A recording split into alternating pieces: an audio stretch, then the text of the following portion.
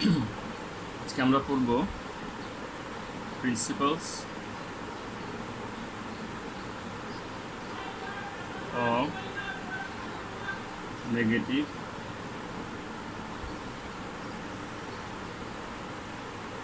Feedback voltage amplifier. এটা আমরা পড়ব, ঠিক আছে? Principles of negative feedback voltage amplifier. আমরা প্রথমে এই জন্য একটা ডায়াগ্রাম ড্র করি, ব্লক ডায়াগ্রাম। তোমরা জানো যে ফিডব্যাক ভোল্টেজ অ্যাম্প্লিফায়ারে একটা অ্যাম্প্লিফায়ার সার্কিট থাকে, একটা ফিডব্যাক সার্কিট থাকে। তো এটা হচ্ছে amplifier circuit.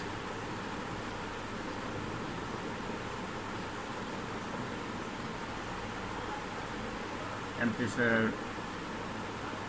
With gain AB. গেইনগুলো হচ্ছে আউটপুট ডিভাইডেড বাই ইনপুট। এখানে একটা লোড রেজিস্ট্যান্স আছে RL, প্লাস মাইনাস এখানে হচ্ছে 10 ভোল্ট আউটপুট, দিকে যাচ্ছে ইনপুট।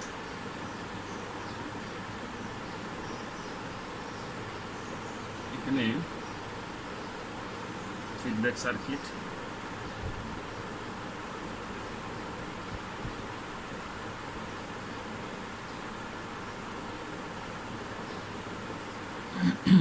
এমভি, ভিটা নিচের দিকে,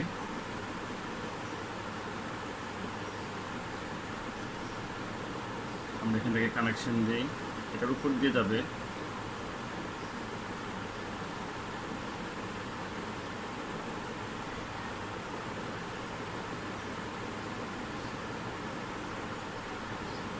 এখানে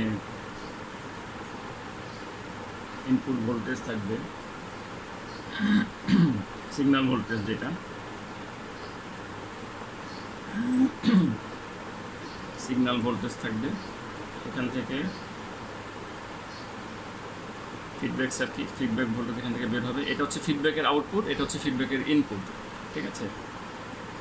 ফিডব্যাকের ইনপুটটা হচ্ছে 10 ভোল্টস, আর এখানে আউটপুট আমরা পাচ্ছি 100 মিলি ভোল্ট। এগুলো দেওয়া আছে, এটা 10 ভোল্ট, এখানে আমরা আউটপুট পাচ্ছি, এখানে ইনপুট পাচ্ছি, ইনপুট দেওয়া হচ্ছে 1 মিলি ভোল্ট। এটা input circuit amplifier, normal amplifier এভাবে চিন্তা করে, এটা ঢেকে এটা চিন্তা করে normal amplifier 10 volt, 1 milli volt হচ্ছে ইনপুট। আর এটা হচ্ছে ফিডব্যাক সার্কিট, এটার ইনপুট হচ্ছে 10 ভোল্টস, এই 10 ভোল্টস হচ্ছে এখানে ইনপুট, আউটপুট হচ্ছে 100 মিলি ভোল্ট। এবং এই 100 মিলি ভোল্ট এই 1 মিলি ভোল্টের সাথে যখন অ্যাড হবে, এটা এই সিগন্যালটা কনভার্ট হবে, তখন এই সিগন্যালটা হয়ে যাবে 101 মিলি ভোল্ট। এই সিগন্যালটা তখনই এটা প্রডিউস হবে যখন এই ফিডব্যাক সার্কিটটা থাকবে। ফিডব্যাক সার্কিট যখন থাকবে না, তখন এই সিগন্যালটাও থাকবে না, এটা হবে এরকম, ঠিক আছে? এখন দেখো, এই হচ্ছে আমাদের মোটামুটি ব্লক ডায়াগ্রাম। আমাদের গেইন উইদাউট ফিডব্যাক, যদি এটা না থাকে তাহলে আমাদের গেইন কত হবে? তোমরা জানো প্রত্যেকটা স্টেজে gain equals to output by input, gain equals to output by input. এখানে ইনপুট হচ্ছে এটা 10 ভোল্টস, 10 ভোল্টস ইনপুট হচ্ছে, প্লাস মাইনাস। আমরা যদি এটাকে ছাড়া গেইন বের করি, output divided by input, gain কত হবে? এটা হবে gain without feedback, gain of amplifier without feedback.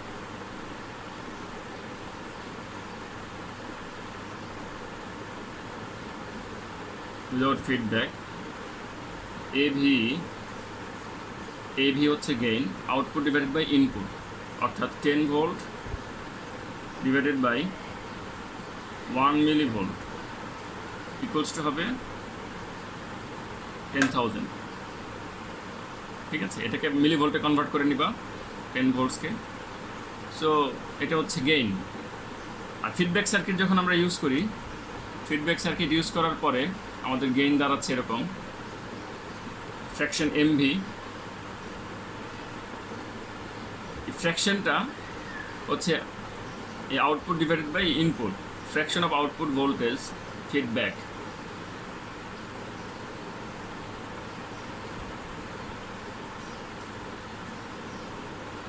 Fraction of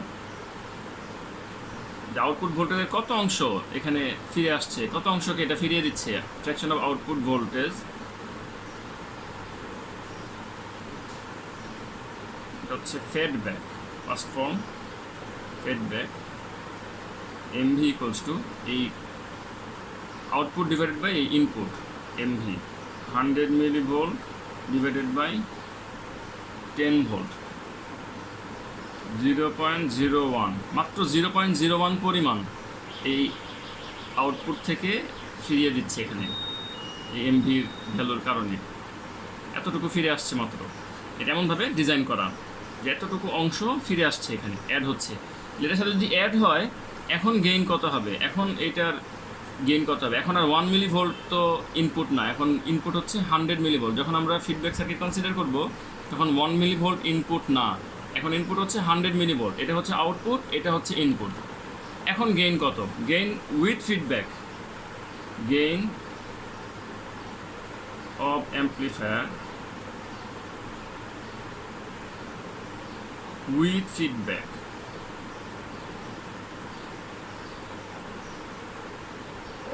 gain of amplifier with negative feedback,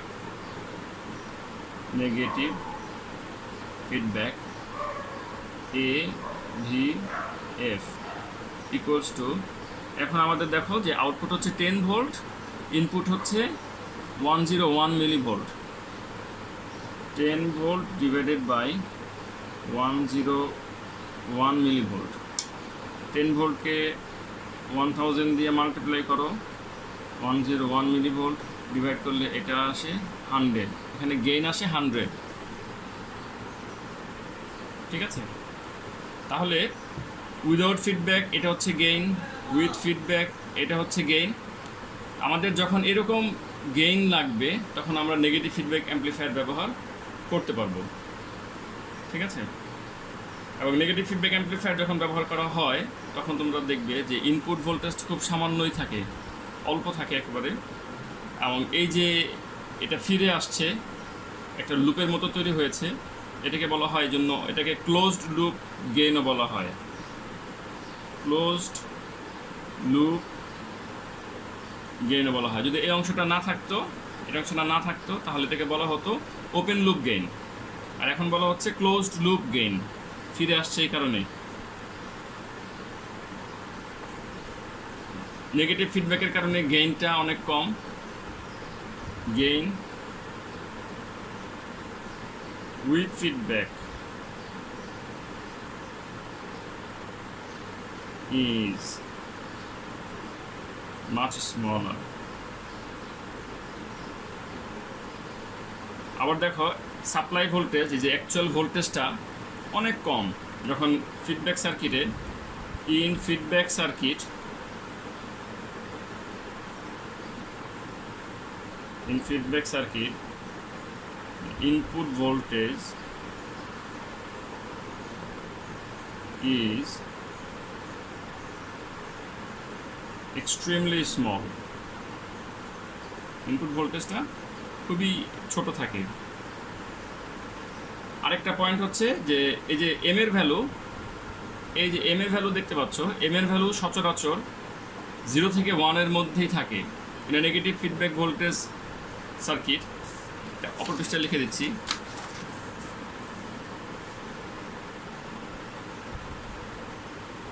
in a negative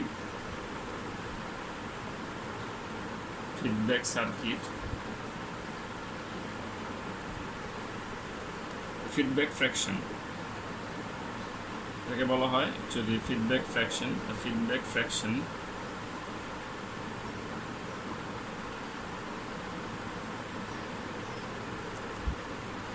lies between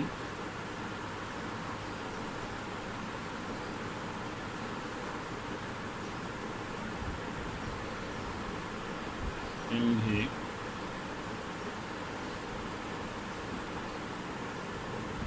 stays between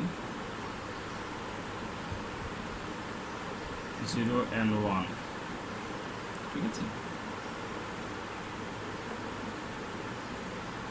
তাহলে আমরা দেখলাম যে নেগেটিভ ফিডব্যাক ভোল্টেজ অ্যাম্প্লিফায়ার কীভাবে কাজ করে। নেগেটিভ ফিডব্যাক ভোল্টেজ অ্যাম্প্লিফায়ারের গেইনটা কতটুকু হয়, নেগেটিভ ফিডব্যাক ভোল্টেজ অ্যাম্প্লিফায়ারের উইথ গেইন কতটুকু হয়, উইদাউট গেইন কী হয়, এবং যে ফ্র্যাকশনটা ফিরে আসে সেই ফ্র্যাকশনটার ভ্যালু কীভাবে কন্ট্রোল করা হয়, ফ্র্যাকশনটার ভ্যালু কত হয়, এবং এখানে উইদাউট ফিডব্যাক ইনপুট কত হয়, উইথ ফিডব্যাক ইনপুটের চেঞ্জ কীরকমভাবে হয়, আউটপুটের যে অংশটা ফ্র্যাকশন ফিরে আসছে সেটার ভূমিকাটা কী, তোমরা এটা পড়বে। এটা হচ্ছে ফিগার, এর মধ্যে টেক্সট বুকের এটা ফিগার হচ্ছে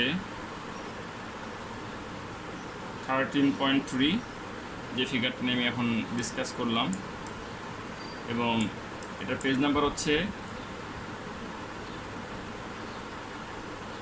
337। সো এটা তোমরা বাসায় পড়বে, রিড।